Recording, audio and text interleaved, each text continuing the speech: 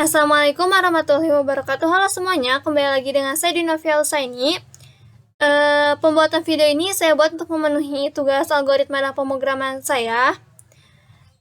Dan juga melanjutkan dari video-video sebelumnya. Jika pada video sebelumnya saya menjelaskan tentang matriks, pada kesempatan ini atau pada video ini tuh saya akan menjelaskan salah satu contoh soal tentang rekursif.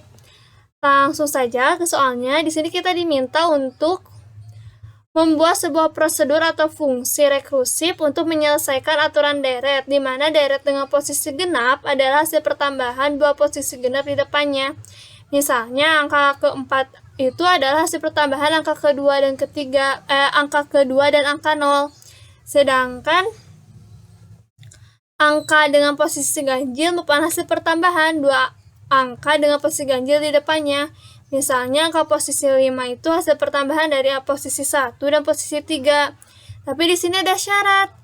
Angka ke-0 itu akan selalu berisi 0, angka ke-1 berisi 1, angka kedua berisi 2, dan angka ketiga berisi 3. Nah, namun saya ingin memberikan dulu sedikit informasi tentang apa sih rekursif itu. Rekursif itu merupakan suatu fungsi yang memanggil dirinya sendiri. Nah, di dalam rekursif itu ada basis. Basis itu apa? Basis itu yang menghentikan proses rekursif itu. Jika tidak ada basis, maka proses rekursif itu akan terus berlanjut, tidak akan berhenti. Seperti itu.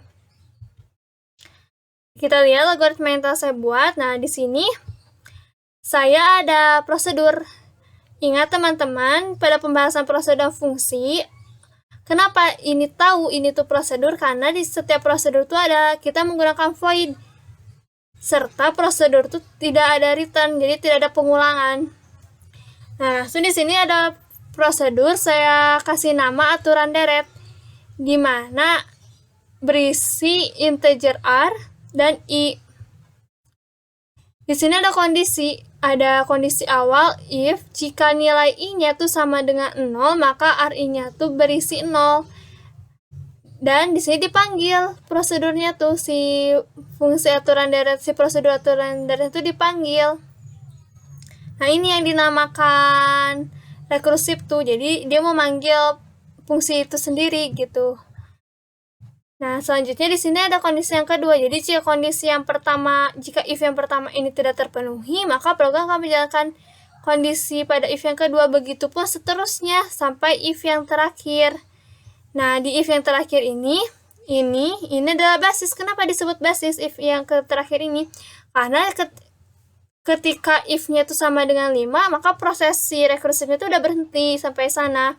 Nah, makanya ini disebut basis.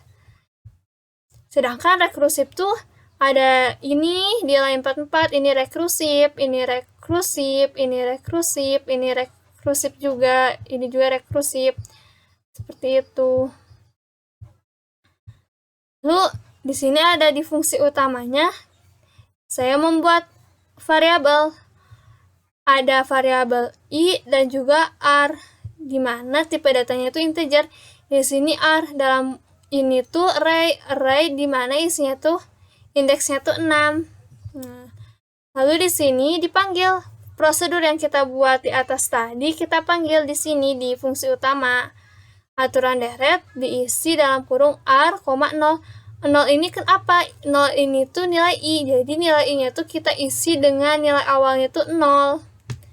Lalu di sini ada perulangan for, di mana batas awalnya tuh itu sama dengan 0, i kurang dari 6 dan i plus plus. Lalu di sini ada percabangan if. If jika i-nya kurang sama dengan 4, maka program akan menampilkan %d, nilai AR di mana persen itu koma. Else akan menampilkan nilai AR %d. Jadi apa sih bedanya ini sama di line 57 dan 59 ini, di line 56 dan 59 ini? Jika di line 56 ini setelah %d, setelah nilai R yang pertama itu akan diakhiri dengan tanda koma. Jika nilai i-nya itu kurang dari atau sama dengan 4. Namun jika misalkan sudah lebih dari 4, maka setelah %d atau setelah nilai r yang dimunculkan itu tidak ada tanda koma. Nah, kita lihat outputnya seperti apa. Nah, outputnya seperti ini. Outputnya itu 0, 1, 2, 0, 1, 2, 3, 2, 4. 0, 1, 2, 3 itu adalah nilai yang sudah harusnya tetap. Nah, lalu 2 ini yaitu hasil dari perjumlahan 0 dan 2. Sedangkan 4 ini hasil penjumlahan angka 1 dan 3. Nah, mungkin sekian video tentang rekursif dari saya. Mohon maaf bila ada kesalahan. Wabillahi taufiq wal hidayah. Wassalamualaikum warahmatullahi wabarakatuh.